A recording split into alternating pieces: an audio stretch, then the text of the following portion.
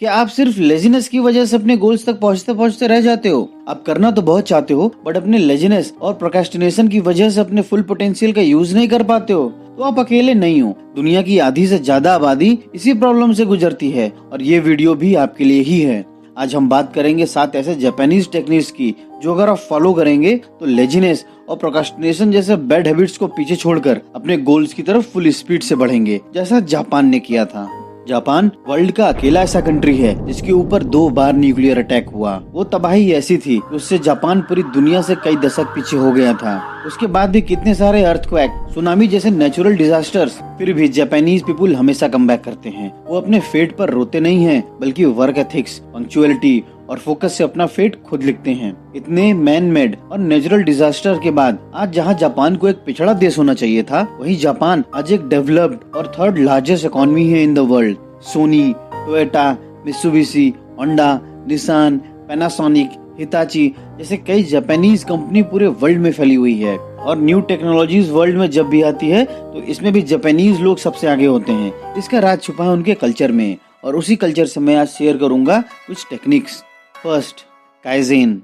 Kaizen means change for the better और continuous improvement. ये एक ऐसा फिलॉसफी है जो फोकस करता है on making small incremental improvements consistently over the time, leading to significant long term results. Kaizen में कुछ भी इम्पॉसिबल नहीं करना है, बल्कि डेली लिटिल एफर्ट्स देना है जिससे 100% रिजल्ट मिलेंगे। काइजेन को हम अपने डेली लाइफ में भी फॉलो कर सकते हैं, जैसे कि किसी भी रिगरस वर्कआउट प्लान को कमिट करने की जगह हम इमीडिएटली शॉर्ट और सिंपल एक्सरसाइज से स्टार्ट कर सकते हैं और ग्रेजुअली उसकी इंटेंसिटी को बढ़ा सकते हैं। अपने डाइट में स्मॉल चेंजेस ला सकते हैं, शुगरी ड्रिंक्स को पानी से रिप्लेस कर सकते हैं या कोई एक ग्रीन वेजिटेबल अपने खाने में ऐड कर सकते हैं। किसी बड़े टास्क को स्मॉलर टास्क में ब्रेक कर सकते हैं और पूरा फोकस उस स्मॉल टास्क को टाइम पर कंप्लीट करने में लगा सकते हैं, जिससे हम पूरे टास्क को बिना किसी अनड्यू प्रेशर के कंप्लीट कर पाएंगे। अपने वर्क प्लेस पर अनवांटेड पेपर्स और चीजों को हटाकर उसको क्लीन रख सकते हैं, जिससे पॉजिटिव एनवायरनमेंट रहेगा और हम इम्पोर्टेंट असाइनमेंट पर फोकस कर पाएंगे। डेली सिर्फ कुछ मिनट्स कुछ नया सीखने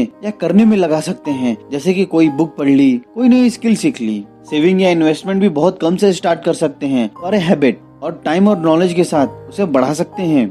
डेली सिर्फ कुछ मिनट्स मेडिटेशन से स्टार्ट कर सकते हैं या सिंपल योग से। डेली सिर्फ खुद को 1% बेटर कर लें जो हम कल थे। अपना focus small but consistent change पर लगाकर ओवर द टाइम हम सिग्निफिकेंट प्रोग्रेस देख सकते हैं, चाहे पर्सनल लाइफ हो या professional. But key to kaizen यही है, start small, be consistent and observe the improvement. Second, कोकोरोजासी। अपना एक पर्सनल मिशन या पैशन सोचो जो हर वक्त तुम्हारे माइंड में घूमता रहता है।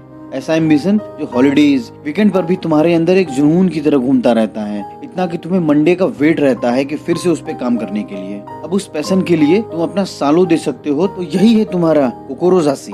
कोकोरोजासी एक जापानीज टर्म है मीनिंग एस्पिरेशन और पर्पस इन लाइफ। ये रिप्रेजेंट करता है एक डीप पर्सनल कमिटमेंट तुम्हारे गोल से, जो कि अलाइन करता है तुम्हारे वैल्यूज एंड पैशन को। कोकोरोजासी का मेन एम सिर्फ गोल तक पहुंचना नहीं है, तुम उसके साथ सोसाइटी में कैसे पॉजिटिवली कंट्रीब्यूट कर सकते हो उससे भी है। उसेन बोल्ट ने 8 बार ओलंपिक गोल्ड मेडल जीता है। वो सिर्फ एक ऐसे धावक हैं जिन्होंने ओलंपिक में 100 मीटर और 200 मीटर का टाइटल लगातार 3 ओलंपिक्स में जीता है, 2008, 2012 और 2016 में। उसेन बोल्ट का कैरियर और लाइफ कोकोरोजासी के एसेंस को बड़े अच्छे से डिफाइन करती है। उनका relentless effort to be at the top, commitment to the sport और साथ ही impactful contribution to the society दिखाता है कि कैसे हमारा एक पर्सनल पर्पस, गोल, अचीवमेंट हमें सक्सेस के साथ सोसाइटी को भी बहुत कुछ कंट्रीब्यूट कर सकता है। उसेन बोल्ट एक एग्जाम्पल है और इन्फ्लुएंस है to do something greater than the life.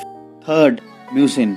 Mucin means mind without mind. एक ऐसा मेंटल स्टेट जहाँ पर आपका ब्रेन किसी भी फीलिंग या थॉट से प्रीऑक्युपाइड नहीं है, बट कम्प्लीटली ओपन है फॉर एवरीथिंग। यहाँ पर आप हर एक सिचुएशन को नए पर्सपेक्टिव से देखते हो, वो भी बिना अनबर्डन हुए पास्ट नॉलेज या असम्पशंस से। म्यूसिन एम्पावर करता है अपने लिमिटेशंस को भूलने को और हर एक प्रॉब्लम को ओपन माइंड और क्यूरियोसिटी से फेस करने को। म्यूसिन आपको फियर ऑफ फेलियर से लिबरेट कर देता है। फोर्थ, किंटसुगी।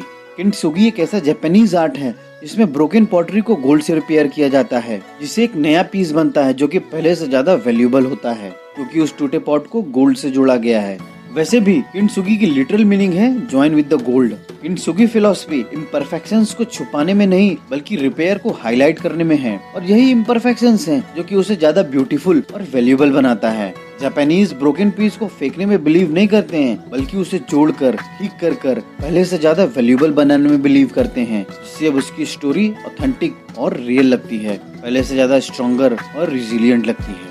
द आर्ट ऑफ किंटसुगी बहुत क्लोजली लिंक्ड है एक और जापानीज फिलोसफी से, जिसका नाम है वाबी साबी। इसका मतलब है accept the imperfections and the beauty of simplicity. ये प्रिंसिपल हमें बताता है कि नेचर में कुछ भी हमेशा के लिए नहीं होता है, जो आज है वो कल वैसा नहीं रहेगा। जब हमें लाइफ में फेलियर्स मिलते हैं तब किंटसुगी हमें इनकरेज करता है to collect all broken pieces and put them back together, और अगर हम वो कर लेंगे तो हम पहले से ज्यादा स्ट्रॉन्ग होंगे। हो सकता है उस वक्त लगे कि it's not perfect, but वाबी Sabi और किंटसुगी यही तो बताता है कि भले आप टूटे लग रहे हो, स्कैटर्ड लग रहे हो, बट यही तो अपॉर्चुनिटी है सब कुछ वापस जोड़ने का, फिर से उठने का और कुछ नया बनने का, नया करने का, जो पहले से ज्यादा स्ट्रॉन्ग होगा but with all the imperfections.